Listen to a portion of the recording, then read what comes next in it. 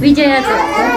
शुभ गोष्टीला आपण कलश ठेवतो ना प्रत्येक शुभ प्रसंगी, म्हणून आपण इथे कलश पण लावतोय गुढीला. काडी कशाची असते? वेळूची, लाकडाची काडी वापरतात. आपल्याला भेटली नाही म्हणून आपण रोड लावलाय. Okay, it's okay. ह्या गुढीला आपण असं घरी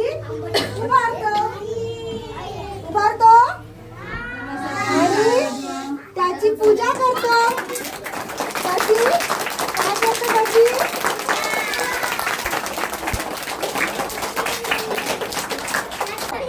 थोडासा हळदी कुंकू वाहून, फूल वाहून पूजा करायची. ओवाळायची.